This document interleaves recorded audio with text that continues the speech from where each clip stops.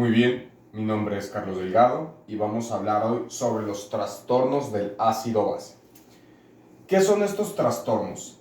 Es cualquier alteración, cualquier patología que me altere mi pH, ya sea de origen respiratorio o de origen metabólico, si sea una acidosis o si sea una alcalosis.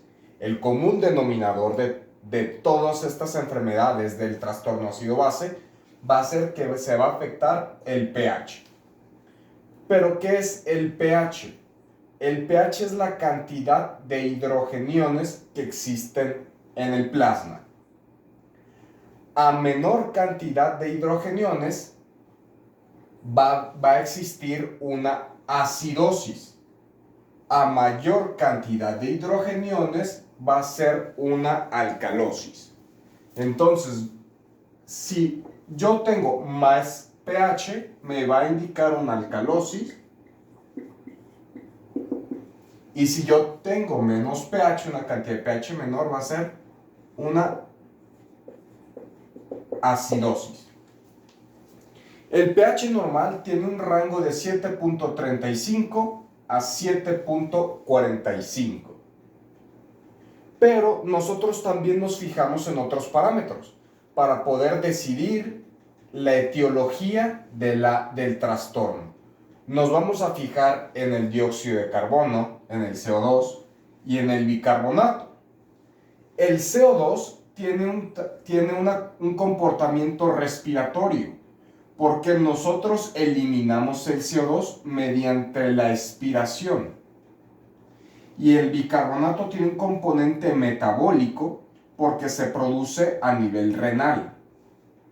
El valor normal del dióxido de carbono va de 35 a 45 milímetros de mercurio. Mi bicarbonato, mi valor normal va a ir de 22 a 26 miliequivalentes. El dióxido de carbono es un componente ácido. Por lo tanto, a mayor cantidad de dióxido de carbono que yo tenga en mi organismo, voy a tener un pH más ácido.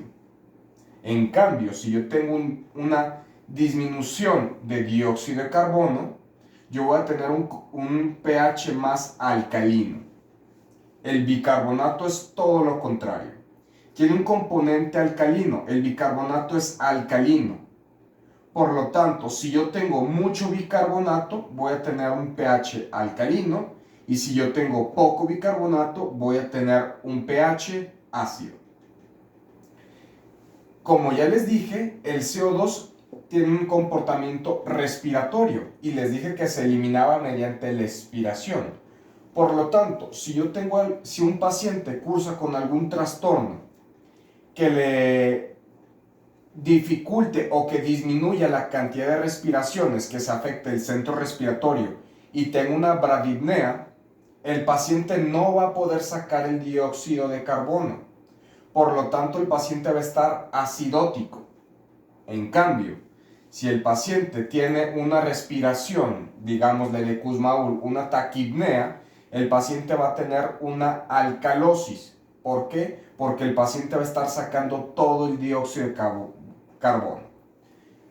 Entonces, sabemos que la acidosis es cuando me baja el pH y la alcalosis es cuando me aumenta el pH. Yo puedo tener una acidosis respiratoria. Si yo hablo de una acidosis respiratoria, sé que me aumenta el dióxido de carbono.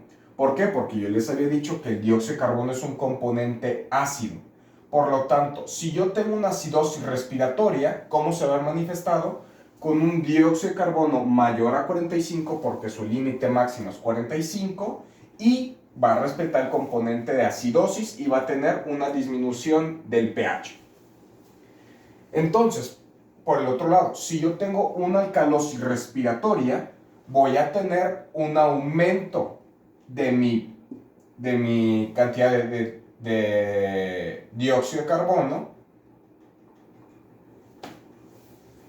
Puta madre, todo iba tan bien.